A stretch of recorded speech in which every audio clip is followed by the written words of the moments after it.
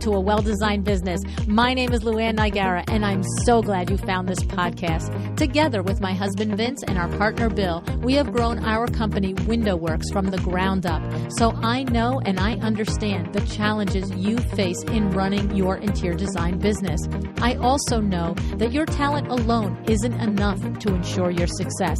So on this podcast, we talk about strategies and practical steps to help you grow your business. But make no mistake about it, we have our share of fun here too, mixed in with those aha moments that I love so much. This isn't fluff. Nobody has time for that. Whether you are a new interior designer or a seasoned designer, I am here to help you create and to manage the kind of interior design firm that you dream of. It's straight talk and it's action. Are you ready? Let's get started. Hi, welcome to A Well-Designed Business. New York City designer Lucy Harris joins us today to share her top 5 musts for new interior design firms. 9 years in business and 15 years working in the industry, Lucy built her own high-end design business after achieving a master's in interior design from Pratt and learning the ropes at New York City-based design boutique Meyer Davis. You're going to love Lucy and her tips for ensuring your interior design business starts off on the right foot. And even if you're not a #rising designer, that's okay. Listen in to make sure that you've got all your bases covered when it comes to marketing. Before we get going, I want to take a moment to remind you all about the WCAA, the Window Coverings Association of America. I am very honored to be on the national board, and I cannot tell you enough about my colleagues in this organization. We have chapters all over the U.S. Both Vita and I are members, and I encourage you to do the same. For designers, it's where you can meet the trusted trades to help you offer the best window treatments to your clients. And for us window treatment pros, it's where you can stay on top of resources and education to make sure you are delivering your A game. Go to WCAA.org and learn about joining. All right, I am looking forward to sharing this conversation with Lucy Harris with you today.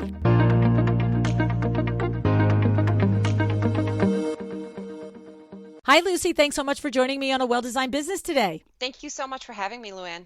So, Lucy, you were referred to me by my friend Byron Cordero, who is a PR rep that was here in New York City, and I heard he moved to Miami, you told me.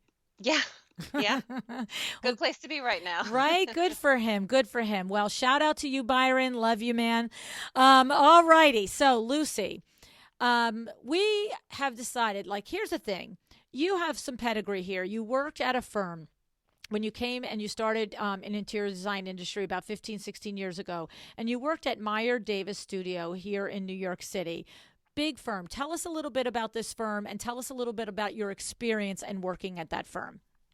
So Meyer Davis Studio is a firm that right now specializes mostly in hospitality, but at the time they did a wide variety of things. I was an interior designer with a little bit of experience, but who really wanted to get her feet wet in the architectural side.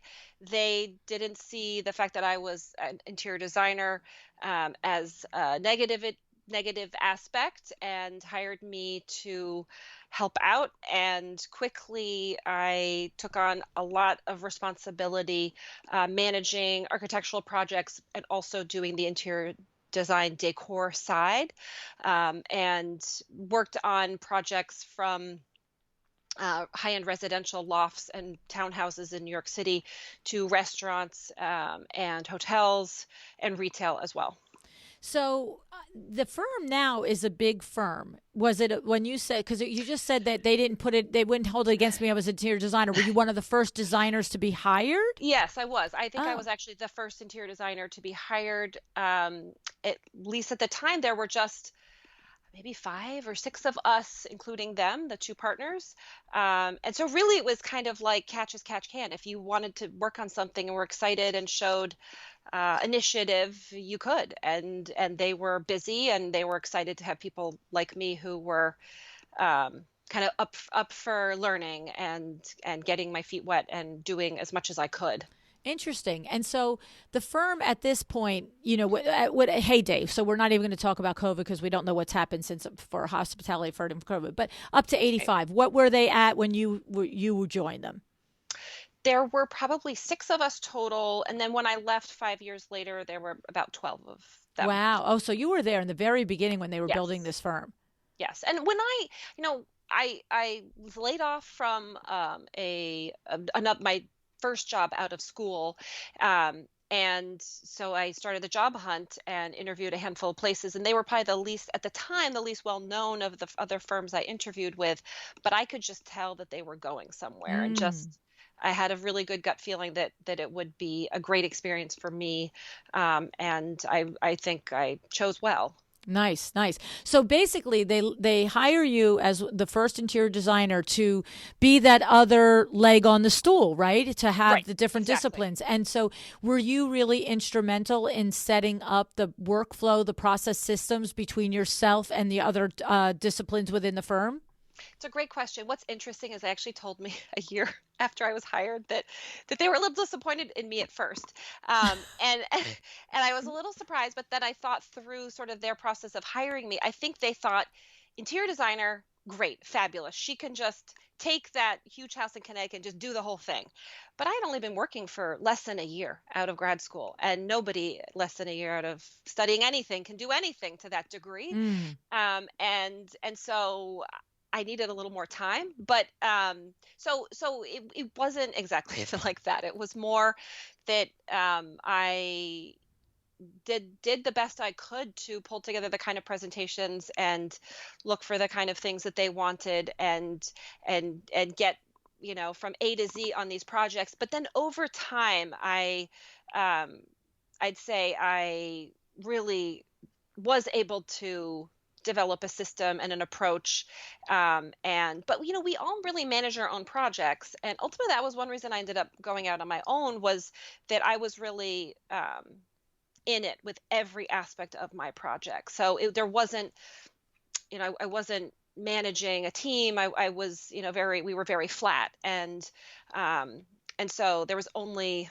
so much I could really do in that role, and wanted to be able to really work with a team, which was one reason I love what I do with my own firm now. Mm, mm. Interesting, interesting. You figured it's almost like if I'm going to do every single part of it, I'd like to do every single part of it and then hire out some of the things I don't really like doing.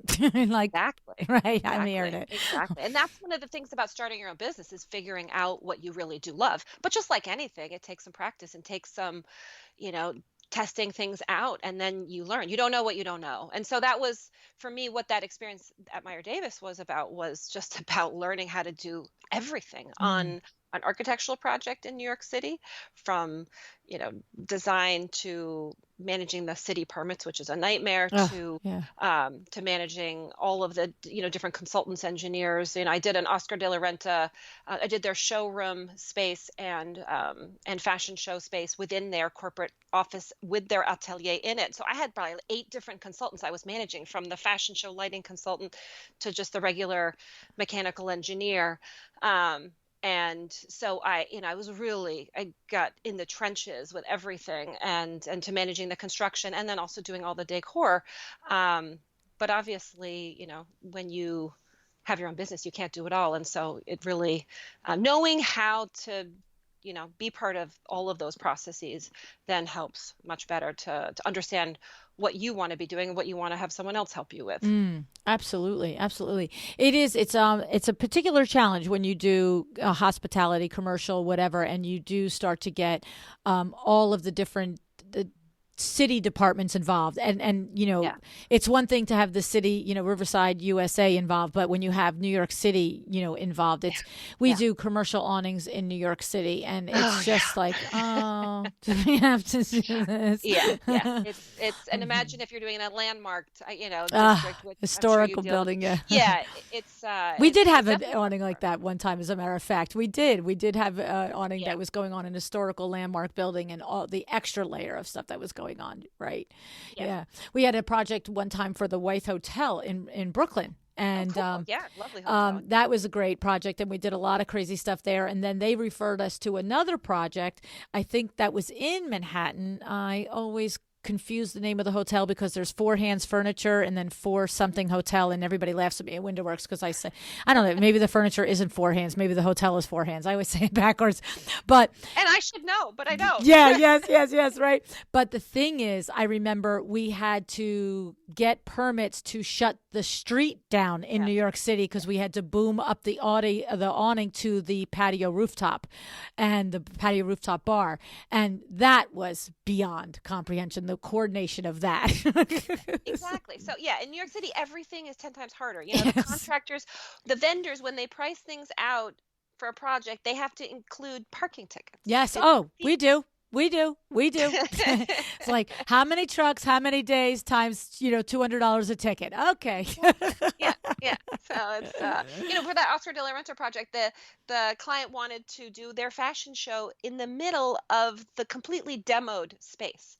So the floors are rough concrete, the walls are rough concrete, everything is like a dangerous feeling material, and the contractor was like, "You're crazy. I'm never going to do this." But of course, because, people work to get what they want, we made it work, but we had to get permits specifically for that and have these firemen posted throughout in case there was a fire to usher them out. I mean, it was, anything can be done to a degree in New York City, but you have to work your butt off. Checks.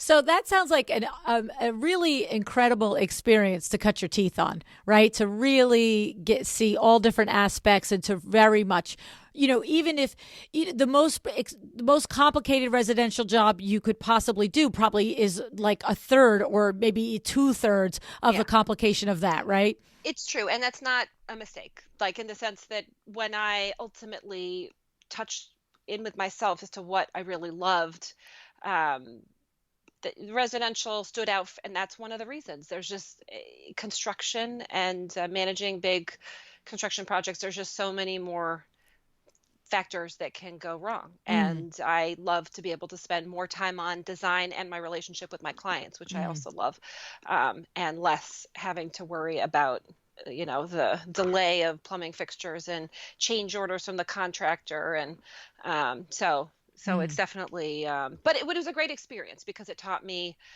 so much about asking tons of questions, understanding trying to figure out what I don't know, and foresee what could go wrong. Well, and I love that because it's almost like, it sounds like it was so highly complicated and so many intersecting things that could just throw one wrench and the domino is falling down the thing, affecting so many other parts of the project, that as complicated, and my goodness, I don't know how you designers do what you do to begin with, as complicated and as many details as there are in a residential project, and I don't care if it's 20,000 square foot home, that's a very complicated project, or a 2,000 square foot, renovation, it still almost feels like I can do this.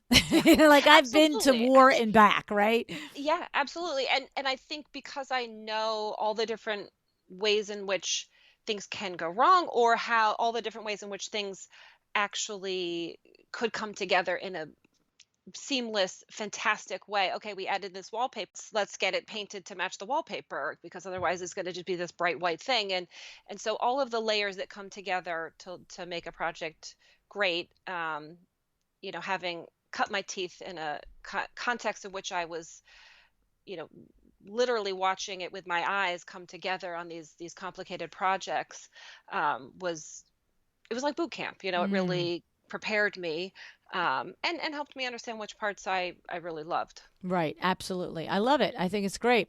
So now what happens is you then decide at some point to go out on your own and start your own firm. And, it's one thing to say, I have this boot camp experience, which is legitimate and valuable and all of that. But getting a business up off the ground is a whole lot more than being able to execute a project well. There's, the whole other side of it. The whole reason, by the way, for the podcast for 5 years, right? And your observation looking back over these, 9 years that you've had your own business now, Lucy, you have come up with 5 things that you really feel were instrumental in helping you get a business up off the ground outside of the skill set that you developed as an interior designer, right? Yes. Okay, so run us through your 5 things. Your first one that you said to me was community. Talk to us Yeah. about that and how that impacted your business when you started it. When I started my business, was asking myself, who are my people? Mm. Who are the people that I can commune with on this? And I had a good friend in Seattle, Jenny Gress, a fabulous interior designer who had gone out on her own before me, and so she was very helpful. But she was in Seattle, and so I and my friends, most of my friends, I guess I was a little younger than some, and when I went out on my own, and I most of them were still working full-time jobs as designers and architects, and so I felt very alone, and it was fall going into winter and working from home, and I just started going to events and trying to meet other designers, and met this great group of women, and who were already friends, who had all worked together for one fabulous designer and then gone out on their own, a similar time to me, maybe a little bit before me.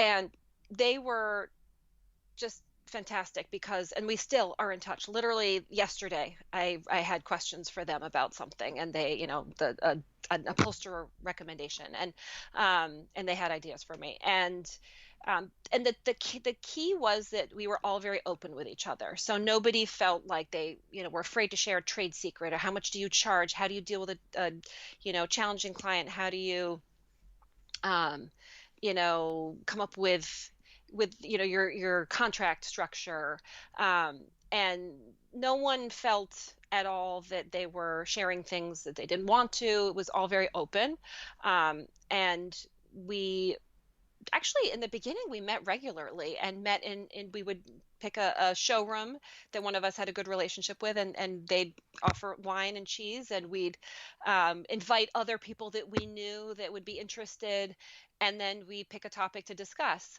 It was fantastic, because Interesting. all of a sudden I had people that I could get advice from, and I could help them, and even we shared projects. If someone was too busy, then they'd think of someone else in the group who would be the right fit for it. Mm. So it's been great, and so I definitely feel like if people can find that, they may already have it, good, that would be great. But if they don't, that is key to learning the ropes of how people are doing things. And if you when you start a business, there is no manual, and you need to figure out how you want to do certain things, and try them out and test them out and see how it goes. I was lucky, because the business, Meyer Davis, where I'd been working, was small enough that I did get a window into on how they handled certain things. But that said, I didn't know everything that they were doing behind the scenes, and so this was huge. I love it. And the thing is, what's interesting is that, you have to remember the first thing you said, that you pushed yourself and you went out to some networking events. Like, that's where it Yeah, starts. Like, the world yeah, doesn't just knock on your door and say, "Hey, Luce, you need yeah. some help in there." Totally. And Right? I'm not, I'm a social person. I'm sort of an extrovert, kind of an introvert, but it was a push for me, because I'm not that person that just thinks, oh, I got to be out every night, going to networking events. It's just not my DNA.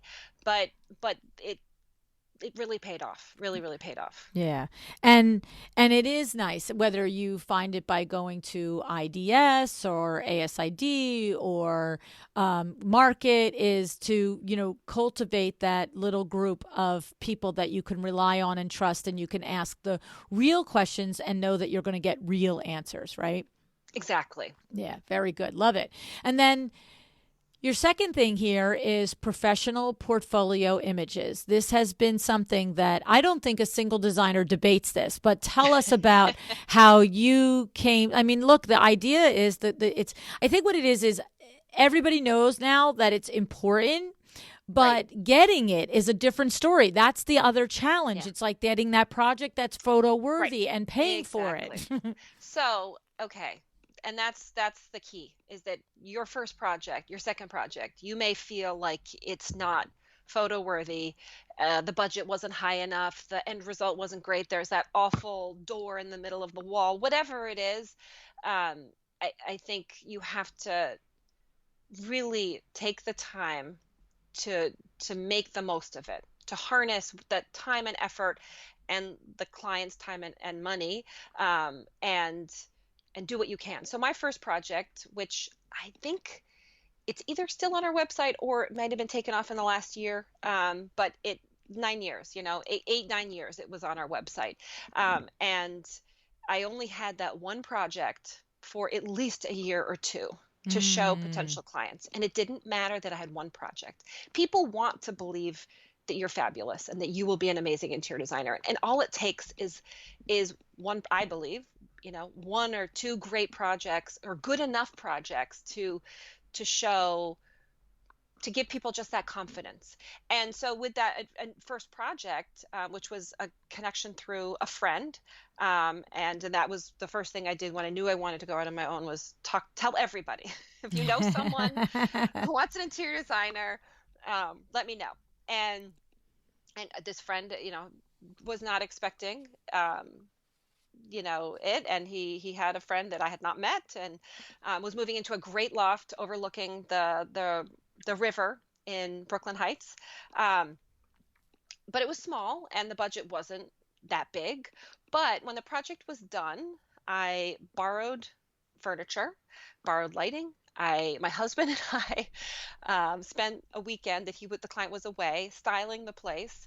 And my husband, I am lucky. He is not a professional photographer exactly, but he's an extremely good amateur slightly professional photographer. It's not what he does full time, but so he did take pictures of my projects for probably the first 5 years, until Wow. it didn't make sense for me to do weekends anymore. And he did take great pictures. And so I admit I had some help there, but we slaved over this tiny little apartment. I think we spent 3 days styling and photographing it. But that effort and the money I spent on what I did, was huge. I bought some things, beg, borrowed, steal. Right. Um, and so that project really carried me for a while. So when I'm talking to young designers, who are looking to go out on their own, I say you have to figure out a way, whether you style a friend's apartment, um, something, just to show the world that what you can do. Well, I think what you're talking about there is it needs to be just emphasized is that you said I don't care if it's one project and you don't think it's really the worthy project or it's the most expensive project or whatever the phrase that you used is. Right. You don't get the option, or you shouldn't allow yourself the out, is really what I'm hearing of saying, Yeah. well, Yeah. that one's not photo worthy, Yeah. so out, I'm out. Right. Like, and I'm, Right. poor me, I'm 5 years into it and I still don't have a photo worthy project. You're just saying, hey, big girl panties, go It's make it so photo worthy. it's like you were reading my mind as to what I was thinking at the time, because and I forget actually how hard for me it was to put that project on my website, because I felt like, oh, but this doesn't represent everything I could have done. This isn't perfect. This is, coulda, woulda, shoulda. But my husband, who is in the tech startup world, he's there's an expression, ship it. And and like, because at some point you just got to stop and you got to get it up there. And so he was an amazing coach. On my list of 5 things, it should be have a great life partner who can push you when you need a push. And so he talked me down from my ledge, and just like, you have to just believe that people will see the best in what you've done here. And it really worked. It shocked me, I have to say, that continually for another few years I was able to get projects off of that. And I want to clarify here, and I'm going to clarify for myself, and I think for the our colleagues as well. Is Luce, when you describe that, forever you felt like, geez, I can't believe that's not really, my best work. I didn't have the right budget and all the things, and oh my God, it's still on my website. Blah blah blah blah blah. There's a difference between what I'm hearing. The difference is that maybe the project itself wasn't that grand. Maybe the budget for the project wasn't that grand. But spending 3 days styling it, and I can't even fathom the number of photographs that your husband probably took, right? And Yeah, so there's a difference between, well, Lucy said, even if my first project isn't an expensive one, it doesn't really represent my ideal aspiration of what I want to do. I'm just going to take these pictures and put them up. There's a big difference between totally. what you did, right? So I'm Yeah, imagining that you're almost creating, I don't know, a wedding cake out of Duncan Hines and some, I don't know what, a bunt pie from the oven, from the bakery or something. I don't know. You know right, what I'm saying? Like right. there's effort, and maybe the effort wasn't in having the ideal project, and maybe the magic wasn't in having the ideal project, and the magic wasn't having the budget to do all the things, but you put in the elbow grease to make Right. the best of it. Right. And you understand, and that's why I use the word professional because, in our case, it was semi-professional, but it was good enough because together, mutually, we had the eye for what the photograph needed to show. And Mm, that's very different from the real life way you live in the home. Every mm, magazine you open, Shelter magazine, they've moved things around in the shot to get the right shot. And so you have to understand that there's a bit of smoke and mirrors mm. behind those great photographs. And so studying the magazines and studying people's websites and seeing how they styled it, what did they do, the finishing touches, what flowers or whatnot, and making the most of that, and just being really smart about how you do it and learning from other people. Right, right, right. And so I love it. And here's what I'm also going to say right here is what I know and what I've learned through like Charlotte Safafi and Stephen Carlish, some of these others that have been on the show, Sarah Winchester. Now I'm going to leave off half the photographers that I know and love, and we'll put them all in the show notes. Mike and Raquel and everybody, David, all the other photographers that we've had. But the thing is, what I've learned from them is that just because you can design a room doesn't mean that you can style a room. And so you and your husband sound like you both have that eye and you were able to do it. But another thing to think about is, if you to get a stylist to do the room so that the Right. room that isn't what it's supposed to be can be more of what it should be. We can't just leave that off the table, that you can't take the picture of the beautiful room. It has to be styled, to your point, the way it needs to show up in the photograph. And yes, absolutely. And that's something I have learned over the years and have gotten better at too, because I'm a minimalist at heart, and I'm not a big, uh, you know, cluttery stuff person. But oftentimes that's what the magazines really want is a lived in look. And so I will say I've learned over the years. I mean, in the beginning, I did what I could afford, which was my husband and I, and then eventually hired professional photographers, picking and choosing who to hire for which project. But what I learned is that they're, depending on your audience, if it's a magazine, or something different, you really need to style for that audience. And I had a couple of painful moments where I spent a lot of time styling, to me, what was a fabulous project with a really fabulous budget, with the best view I've ever seen in New York City or whatever. And the formula was absolutely there: budget, location, and design. But I had a hard time getting it published. But what I learned by asking editor friends and advice from people is that they were too coldly styled. And so I have learned now to hire professional stylists. But this is the best part of gaining more and more years and experience in this business, is you learn what you didn't do right. Right, right, exactly. I love it. So, it's a good reminder always to designers, especially starting out, is to understand. And if you have been around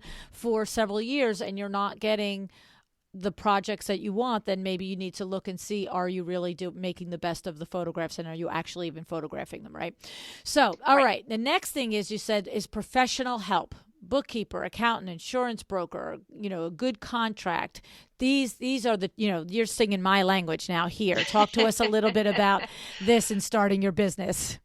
Well, for me, starting a business was baby steps. If I had sat down day one and said, this is a list of all the things I know I'm going to have to do. I've talked to all the people. I've taken a class on business and, starting your own business then I would have seized up and said, "Oh, I can't do this."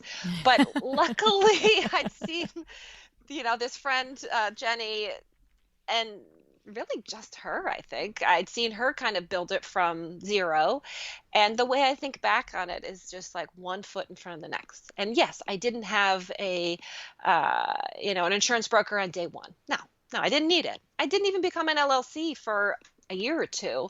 Didn't even have a lawyer for probably a year or two. But I had friends help me put together a contract that was good and actually really, I mean, I've luckily never had legal issues, but made me feel protected, which was important, and gave clarity to clients as to what my role was and what their role was, and so you don't necessarily have to do it to the ninth degree from day one, but you need to get the basics in place. I do think a bookkeeper is probably one of the first people you need to hire. Unless you absolutely love doing your own books, which as a designer was definitely not on my list of favorite activities to do. I didn't go into design because I was good at math. And then an accountant, again, unless you love doing your own taxes, which once you start purchasing as a designer, it just becomes so complicated. Your books become complicated. So you absolutely need those things. And I did do my books a little bit. I got on Design Manager after looking at all the different options. And I did do it myself for a few months, which I think was good because I got to see how it works and but then just knew that I needed to find someone. And then insurance. I mean, it's funny that one reason I think an accountant is so great is that they can also advise you on some legal things that could be problematic. And, for example, my accountant said, it's not so much if you get your, some aspects of your taxes wrong. It's if you don't have workers' comp, that's where the government's really going to fine you. Or if you're not collecting sales tax, like there's certain things that he was able to advise me. So in a sense, a lawyer wasn't really necessary for a few years. A business bank account, a business credit card, sort of, get an EIN. That's like, there's just some very basic things that if you do those, in the beginning, you will be able to devote the time to the design work and the clients, which is really where you want to be spending your time, building up a group of happy, well-served clients and great projects you can photograph. Well, I hear what you're saying, and I think I know what you're doing. You're saying, look, certain things happened, certain things didn't happen. In hindsight, I ended up needing all of these things. And I just have to say, I definitely think that, obviously you did just say the EIN. The EIN, you have to do it. You have to have that. And I do think you have to declare your entity. And I think you should have a conversation with your accountant and your lawyer about what that entity should be. Because you know what? You were lucky, and I'm glad that you were lucky, and lots of designers have been lucky. But there could be a designer listening that their third project, the roof caves in, and now you don't have insurance, you don't have a business entity, and it's like, Sally Smith, thanks, I'll take your house for mine, okay? I get what you're saying. Yeah. And so I if we're at a cocktail party and we're having a conversation, I'm yesing you, Lucy. But on this podcast, I gotta say, wait. Yeah, no, it's point taken. And it worried me for sure. And why did I not do it? I guess the money part. Because you were busy, and it does take money. I can tell you exactly why you didn't do it. It's like, do I need to spend this amount of money to file documents with the state? Like, that's $600. Nah, I'll wait till my first project. And then your first project turns into the first year. You know what I'm saying? And it's like, to me... True. My daughter's getting ready to start a podcast. It's like, she's like, should I? I'm like, yes. The answer is yes to all of it. Like, yes, you need to, go and you have to get a corporation set up. And yes, you have to go and get your name trademarked. Yes, you have to do all these things. And I said to her, unless it's a hobby. Is it a hobby? She's like, no. I'm like, then fine. We're doing it the right way. Right? Because you don't know what you don't know, and you have to be prepared. You are out there taking somebody's money as a business owner, and you want to be prepared on that. And so and I also have to, I can't let this go by, but saying that's what I love about Jamie Lieberman from #Legal. I get that it seems intimidating. It's like, I just opened a business. Do I really need a lawyer? This is what I love about Jamie. You can just call Jamie. You can just hire her to execute a contract, a one-off thing, and then not talk to her again for 5 years if you don't need her. Absolutely. You know what I'm saying? Yeah. No, I mean, I don't talk to my lawyer on every about every project. No, it's totally not necessary. Absolutely. Yeah. And the thing is, what I like about Jamie and others, if there's others out there, is it's the same reason why I like Peter Lang, the designer CPA. It's, we've had our same lawyer for 40 years, Vin and I. But when I went to start to do the different things connected with the podcast, arrangements with speakers, arrangements with instructors for Lu University, arrangements with, copywriters and all these things, the lawyer that we've used for 40 years for window works and for our real estate transactions, he doesn't have this language. Right. He doesn't know it. You know what I'm saying? And so I love that when you work with somebody who has a client base that does what you do, because the intricacies of the liabilities and the ways that you guys are interior design are at risk. I don't think it's really up to your garden variety lawyer that he's going to get it or she's going to get it. I really don't. I agree. And from the moment I did hire my first lawyer, it came through a friend, and I've always had a lawyer that is very much in my field. And actually the lawyer I have now he represents clients on very large construction projects. And so he knows the client side. He knows what the client is thinking. And he's very, very protective. He's a wonderful guy, Alex Farini. And so, but yes, absolutely a lawyer who knows your industry. And I would say that about, bookkeeper and accountant as well, that they use the software you want, because Design Manager, for example, is not, it's very niche. You need to be on the same page. About everything. No, 100%. And so that's awesome. I'm so glad, because we've had many designers talk. I remember Kimberly, I know her last name begins with a W, but I always call her Kimberly K because that's her Instagram handle. But Kimberly said, she came on the show one time and she said, I listened to your show. I started my business. I knew I needed a bookkeeper. I didn't do it. And that was the number one thing at like 6 or 8 months into the business. She said that she would have gone back and done differently. She would have opened her doors and hired the bookkeeper, because look, it's not our superpower for many of us, most of us anyway. And, the whole reason to be in business is to make money, right? Like, if we're not going to watch the money, sort of why are we doing it? Totally. Okay, I love it. And then number 4 was to create, you said that very important, getting your business up and out the gate, was to create an online presence targeting your ideal clients. So go your website, your portfolio, all of that. Talk a little bit about how you did that in the beginning and how it paid off for you. Well, at the time that I started the business in 2012, maybe a year in, I became aware of house.com, and they were just emerging, and I was lucky because at the time there weren't a lot of designers on there. I mean, there are tens of thousands, if not, I don't know, more than that on the site now. And it's basically a portfolio directory of interior designers or architects or any other field related to the home. And I created a profile, and you put, portfolio images on it. Now there are many other sites like this that people can find you on. But at the time, this is one of the first ones, and I just worked it. So I figured out what their algorithm was, doing some online investigation, and what got you up to the top of the list of the designers. And so, just kind of hustled it, made it work for me, and started getting clients that way. And so, I think figuring out what you want to do, and that for me at the time, I wasn't really sure. I said, hey, I'll take a project that seems big enough, decent enough. And because I done a little bit of everything. I ended up with a restaurant client who I did a few restaurants for, and residential, and even, on the architectural side, combining, apartments and doing renovations of apartments and homes, and did some decorating as well.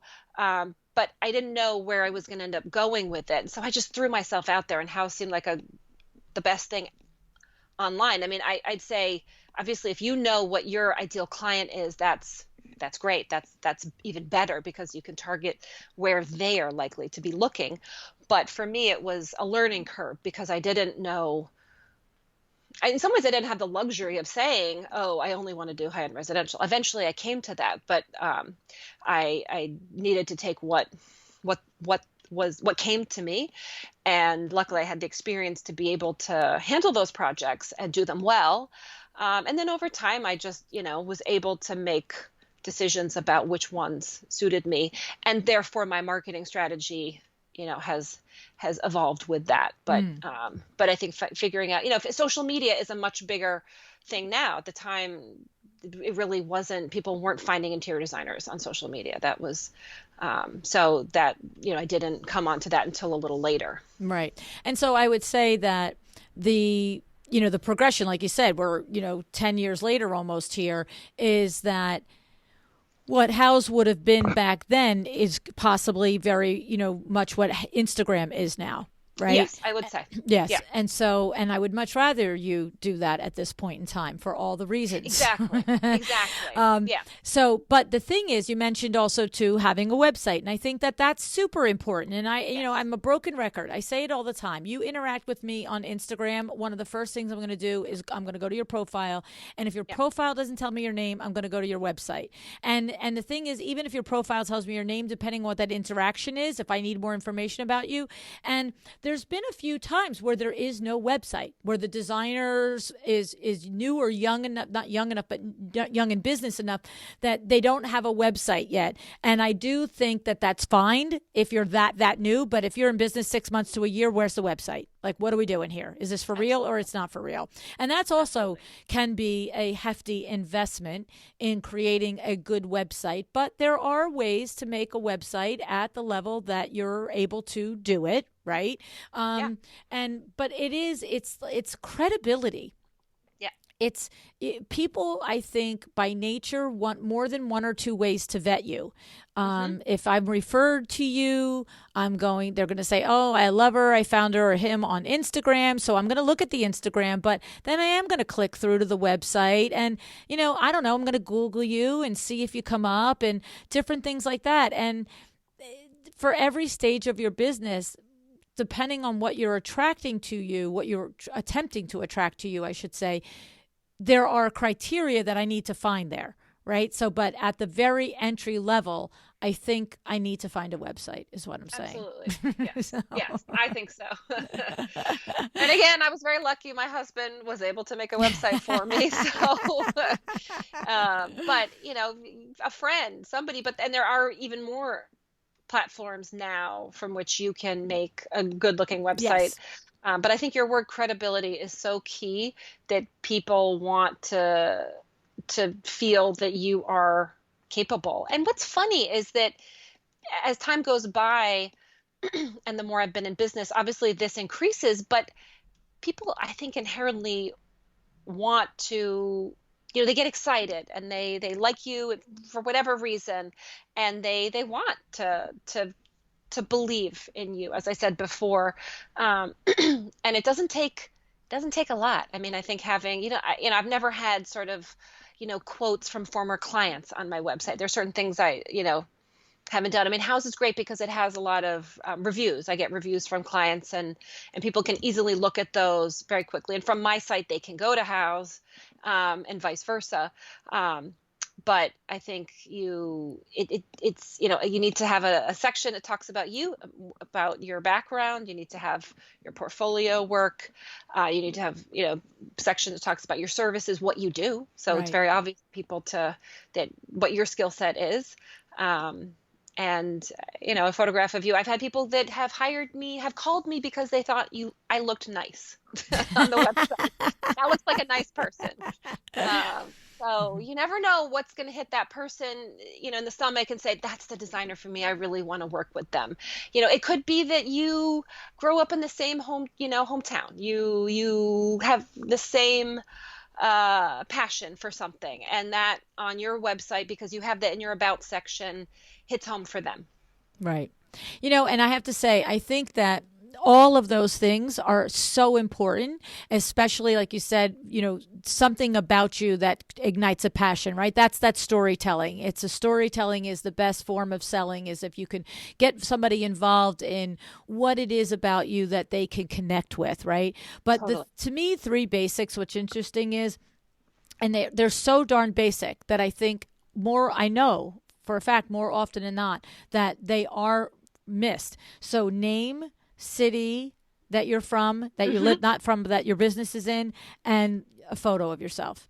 Yeah. I had a situation Yeah. in the last couple of 5 or 6 weeks where I don't remember the interaction. I don't remember if it was, I think it was somebody that was reaching out for coaching. And, the inquiry comes through the website and blah, blah, blah. And I go look up the thing, and there isn't one place on the website that said the designer's name. Not, Yeah. and of course, what to the defense of this designer, she was really pissed because she had just paid the final bill on the new website, and that's where she's so close to her website, she's so close to it, she didn't notice it was missing. Yeah. You see, and I know that feeling. I'm the when I'm about to say I'm the last person to check any of my work, what I mean is I'm not the last person. It's like no. I just worked on this. I'm not going to see the mistakes. Too close to it. Yes, Totally. and so, but when you pay a professional to do a website, it did not have her name anywhere. So I would say I would add to the list of good professionals is somebody who you hire to do your website or whatever marketing for you, that really knows your industry and really knows what you're going to need to tell the world about yourself. Because I get pitches all the time from people who claim that they can make my website better, and and there's a lot of people that can tell you they can do a fabulous website for you, but there are a lot of people that can make a website, but that doesn't mean that they know what the world needs to know about you, or how it should be displayed, how it should be presented. It's so true. That would be very disappointing. Yeah. And I think that people often overlook the need for the photograph and the town that you're from, because I had an email last week from somebody reaching out to me, and it had nothing to do with working with me, anything like that. But in the signature was the name of the firm, the email or whatever, whatever the website or whatever, but it didn't say where they were located. And I'm just like, do I have to go hunting for this? Like, you know what I'm saying? Like, I looked all through the website and it didn't say. And my thought was, how will I know? If I found you on Instagram and I clicked over your website, how would I know if you're near me or not?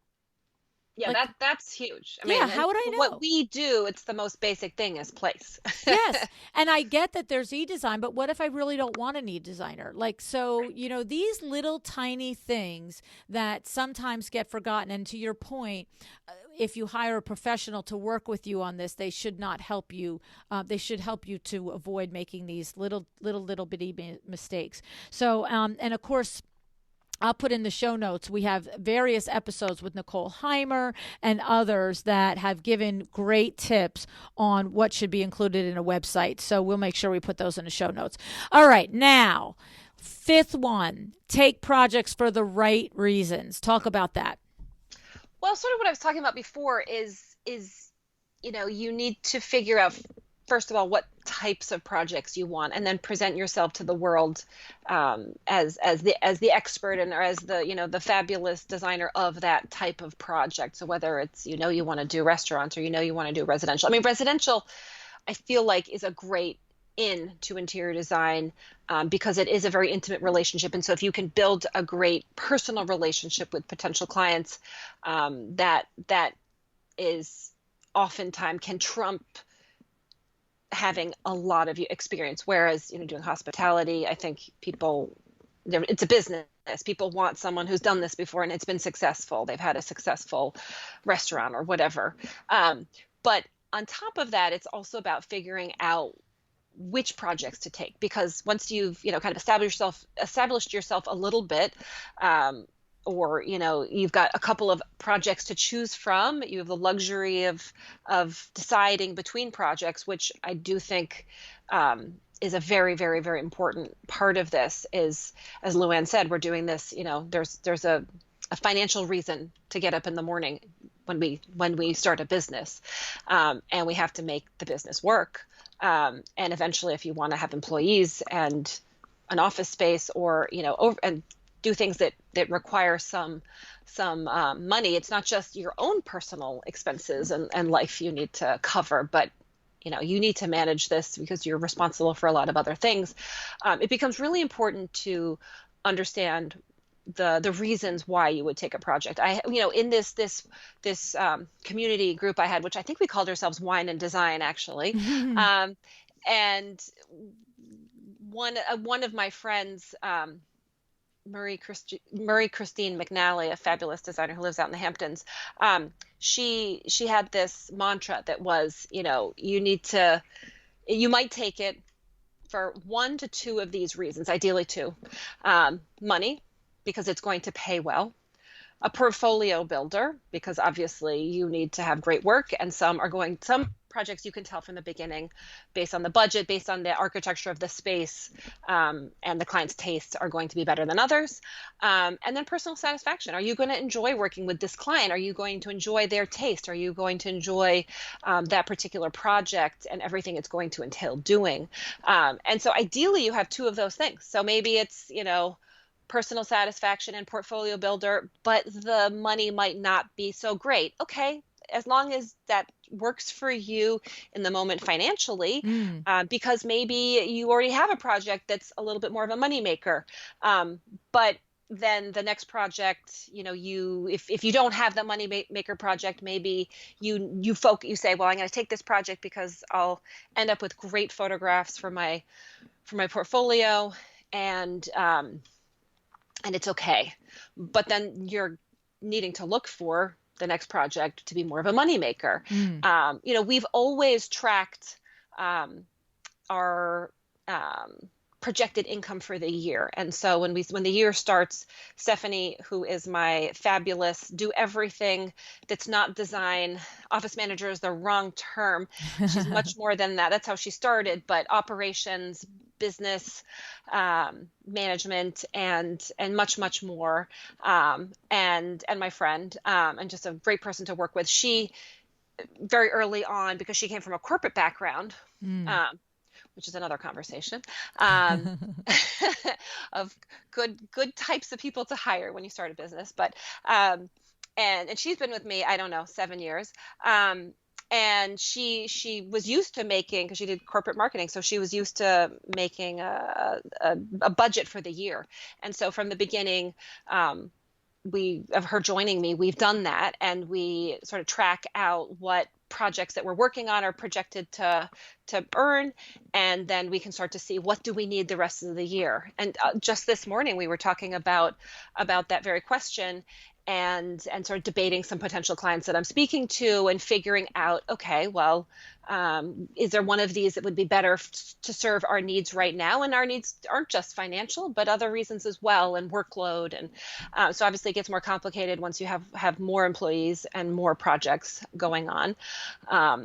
But I think it's really about checking in with yourself and understanding your immediate goals and your longer term goals too. And let me ask you a question. I love this little metric here: money, portfolio builder, personal satisfaction.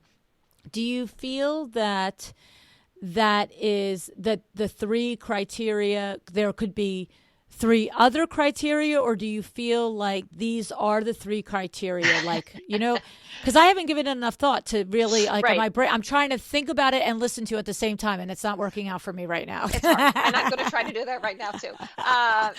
So it's like, I'm funny, trying to think, is there an alternate alternate criteria in there that we could put, or that's pretty much what we should do?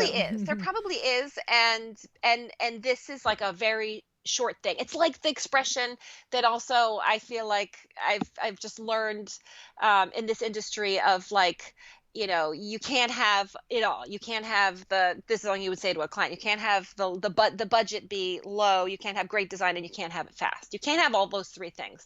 You might get one of them if you're lucky, but you're going to sacrifice the others. So yes, in that case, and in this other case of what are the right reasons to take a project, there are other reasons. I would say, I think I'm going to tell you, I think, because I'm sitting here and I'm really trying to think. And I'm thinking, well, what if I'm a mom or a dad with little kids? So right. do I have to do geography? I'm like, well, but that falls under personal satisfaction. If the project is going to take me too much away from my family and Yeah, that's the part of the season of life that I'm in, well, then that wouldn't be personally satisfying. So I absolutely. literally went around and around thinking, is there any other criteria? But I think it's a pretty good, I'm thinking, well, if it's not going to be profitable, like, LuAnn, that's a money category. Right, Like, right. like I don't know. So I think that's a pretty good little thing to write down on our Oh, desks and say, does it yeah. fill at least two of the three of these? And of course, jackpot if it's all three. Right. And even if sometimes it's going to be it's going to be one of them, especially when you're starting out, because, Mm-hmm. Mm-hmm. and obviously everyone's different. So for some people, the money aspect is going to be more important than other Mm-hmm. aspects Mm-hmm. because of whatever circumstances Season that in their we're in, life. yes. And Yeah. yeah, and for some, money's less of a concern, and you really want to build that portfolio. And so you're going to take certain projects. I had a classmate in design school who knew exactly what she wanted when she left school, and she said, I want hospitality projects because they're quick, restaurants, maybe not hotels, but um, they're quick, and you get images in your portfolio. And that was the type of job she wanted to get, not Mm. not working for herself, but um, and so she could build a portfolio quicker to then parlay that into the firm she really wanted to work at, because we all know those photographs are so key. So I think, and I love that she had this. Really, to me at the time, it seemed so smart. I wasn't. I was a little like overwhelmed by the whole thing. A first job, I was like, went to the job fair and picked the best place that was there, and hounded the managing principal who had come to this Pratt job fair at Studios Architecture, hounded him until he's like, I got to offer you a job. I mean, just like so persistent here. And it was great until I got laid off because they'd lost a bunch of projects. But then ultimately that was great because I really wanted, I was so much happier doing what I was doing at Meyer Davis. And what I like about the three concepts, money, portfolio builder, and or personal satisfaction, is it's easy to remember. I don't think I've ever written it down, actually. Mm. And I never forget it. And it does just get to the heart of reasons why we might do this, Mm-hmm. and for me, personal satisfaction is very important, and that comes in all aspects of the business. In my relationships with clients, and the design work we do, my relationships with my employees, my team, and I love what I do, and in essence, there's a very big sales aspect to interior design, but I wouldn't be able to sell something else that I didn't love as much as I love Mm. interior design. Mm-hmm. And it's funny because as you continue to talk about the nuance there, it's I'm hearing, so portfolio builder, even like when you think about personal satisfaction, it doesn't just have to revolve around the interactions and how it intertwines with your personal life. There could be a project that will be personally satisfying, but not a portfolio builder because maybe, your look is mid century modern and it's the opportunity to do a Victorian home. And you're just like, I just want to do it, but I'm not going off brand. I'm not going to put it on my website. I'm not going to start attracting that work. But, It's true. it's my husband's grandmother's house and this is going to be fun and whatever. I don't know, I'm off on a It's tangent. true. Well, and there Right. are a lot of projects, not a lot, but a number of projects I've done over the year that I haven't photographed because I knew it it just wasn't worth it. And maybe I did it because, so obviously not a portfolio builder, but maybe because it was a relationship builder, and I knew that that client would have other projects, Right. or would And that project have other probably friends, was or making money. So it's money and right. personal satisfaction, because I'm going to, personal satisfaction is I know that I'm building something from this. So I'm getting some personal satisfaction from doing this project, even though it's not a portfolio builder. Okay, so I like it. And I think that also it's about over time. I think what you could add to that list of three, and maybe it's a sort of a slightly outside the list of three items, but it's where do I want to go, and where do I want to go with this business? What Mm, type of projects do you want to be doing? And I think that was something that, as I mentioned before, for me was a big evolution of, you know, one step forward, one step backward at time, trying to um, get projects that could keep the lights on and keep the bills paid and everyone employed, and then realizing, it's really scary to decide I'm not going to do any more restaurants, which I had to do at one point. But I was struggling to keep up with the pace and I mean, restaurants, when they're in the throes of construction, you could be there on site every single day. And I was having trouble finding people to hire who had great experience. I didn't need a lot of employees, but I needed people that could handle all the kinds of projects we were doing. And I couldn't find people that had the kind of experience I had, a little bit of, residential, a little bit of commercial. And so it was strapping me too much. It was consuming mm, too much of my time. And so I had a great long time relationship with this client, but I just ultimately had to say, hey, look, I love working with you, but these are, if I were to continue doing more restaurants, then it would need to be under these certain conditions, where you hire an architect to handle the drawings and the construction. And for him, it didn't make fiscal sense, so he opted not to. So we parted ways and have remained friends. But I think it's also really important to start honing in, and you may not be able to do it right away, but eventually, as you gain experience, and taking a leap of faith, that there may be some moments where you have to start turning down projects, and you should be, because you can't be everything to everybody, and that will only suck you dry and cause you problems. And so taking having some guts and taking risks, and really starting a business is all about taking mm, risks. that's it. And you have to just remember that look, I did this big risky thing to start, and it served me well. Right, And right, go with your gut. And if something doesn't feel right, honestly, sometimes I just decide, does this project make me feel tired just thinking about it? It right. makes me feel blah. I don't Mm-hmm. want it then. Right. So Right. Well, I think two things in there that, adding to the list is, where is this taking me? Is this serving, that's where we go back to our mission, vision, values. When we start a business, it's one of the first things that we really should be doing is deciding who it is we are, what we're doing, who we're doing it for, why we're doing it. And then, that can be one of your other deciding factors: money, professional portfolio builder, personal satisfaction, and does it really fit with the mission yeah, and the vision of my business? Is it taking me where I want to go? totally. Because if it's not, it's just taking you in. It's taking you somewhere. That's the point. It's either it's taking you down the wrong road or the right road. And to your other point is, just having the courage to say no. And that's not easy to do, but you do develop the muscle. The more you do it, the better you Totally. get at it, and the better you find out how it is.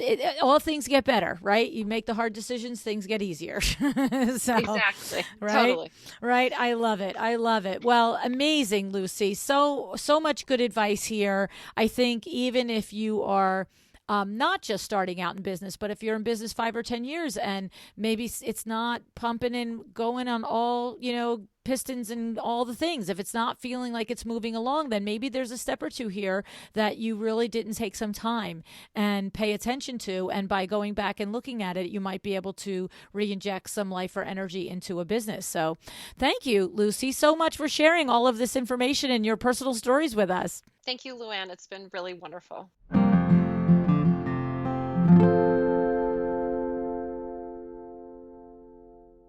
What strikes me most about Lucy is that she is willing to push herself hard. And early on, she forced herself to get out of her comfort zone and do the hard thing, right? When she went out on her own, she pushed herself to go to that networking event. She was staring straight into the scary world of entrepreneurship, and she didn't have a community to lean on or learn from, but she knew she needed one because she felt alone. No one in her circle understood what it was like to run a design business, okay? And in pushing herself out of her comfort zone, she did find camaraderie, advisors, and friends. She found her people.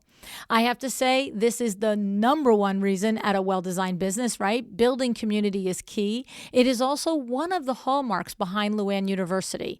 Not only do you get to dig deep into your business and work on that gap that you might have, but in LuAnn University, you make connections and friendships with your colleagues that then can become your people, okay? So you can find out more about the courses that we're offering in this summer session, which is going to start the week of July 5th by going to LuAnnUniversity.com. All right, I also love Lucy's guiding philosophy to make the most of what you have right now. Okay, I think we can all relate to her first project as a business owner. It was far from being her ideal project, right? But she didn't let that stop her from making it look good enough to attract the next client, and then the next one, and then the next one. She was smart. She knew photography and styling were key. She knew photos could help sell her services. So she and her husband put their blood, sweat, tears, and money into turning something small into something really wow. And she is right when she says that good photography gives people the confidence that you can do the job and that you're worth hiring. We've had many, many photographers on the show over these last 5.5 years. Here is a list of all the episodes with photographers. I highly encourage you to go back and listen to them. Stephen Carlish, episode 369. Charlotte Savavi, 623. Mike Van Tassel, 563. Raquel Langworthy, 343, David Livingston, 51, Sarah Winchester, 444, and Jessica Delaney, 630. These will also be in the show notes, okay? Now, what else did Lucy say is a must-do? I don't know. How about we bang it into our heads? Outsource for the things that you don't love doing or that you aren't the best one to do them, right? Okay. The other thing is that she talked about the things that you have to do to protect yourself from day one, right? I talked about it in my first book, The Making of a Well-Designed Business, as, gathering your dream team, okay? Hire the lawyer, get the bookkeeping done right, get the CPA. You've got to do these things in your business in the beginning, right? Okay, run it like it's a big business, run it right like from the beginning, okay? And if you need more information on that, go pick up that first book, The Making of a Well-Designed Business. You can get it on Amazon, all right? And speaking of outsourcing, I'm going to take a moment to tell you about the IDS annual conference coming up this May 6th, right? So we go to things like this, conferences, so that we learn about different experts and different strategies that maybe we should be outsourcing. We learn about it and we think, that person can do it better than me. Let me hire them, okay? So go to interiordesignsociety.org to see the lineup of speakers and events. Alexa Hampton, Nancy Ganskalfer, Kay Whitaker, Shayla Copus, Patty Carpenter, all of these ladies are going to be speaking. There's more. I'll be there too. I hope you will also. Now, Lucy's fourth piece of advice is to take heed of the importance of our online presence. When she started 9 years ago, House was the thing that got her credibility and clients. Today, many of us turn to Instagram to help us get our name out there and attract business. And in addition to social media, of course, a website is a necessity. All right. You need your website to speak to who you are. All right. Nicole Heimer did my site. She did our window work site. And soon she's going to be completely redoing our exciting window site. You know why? Because she gets it. And she has such a great process for getting to who you are so that she can build that site. But she shared a lot of that great advice on the podcast episodes that she's been on. So you can get her brilliance for free. Episodes 125, 317, and 466. Lucy's final bit of advice is to be intentional about the projects you say yes to. All right. She recommends that when we accept a project, it needs to meet 2 or 3 of these criteria. The money is good. It's a portfolio builder. It gives you personal satisfaction. Okay. So I love that she talked that if it meets 2 of them, you got to think twice, right? If it meets all 3, yay, home run. And then we added if it aligns with your mission and where you want to go in your business, right? So I want to thank Lucy for giving back to the design community today with sharing her advice. The thing I love is that her last piece of advice was the advice she took from a friend of hers. This is an amazing community, and the more we share, the better off we all are. No one in the design community should feel alone like Lucy did when she first started her business. Thank you for listening, and thank you for being part of our well-designed business community, right? So you have us here at the podcast. You can find us over at Instagram. You can find us at LuAnn University, and you can find us at our LuAnn Niagara and Friends Facebook group. Thanks tons. It's been great spending some time with you. Decide to be excellent. Thank you so much for joining me again today. This podcast is a production of WindowWorks, your resource for custom window treatments and awnings. To learn how we can help you on your next interior design project, go to www.windowworks-nj.com.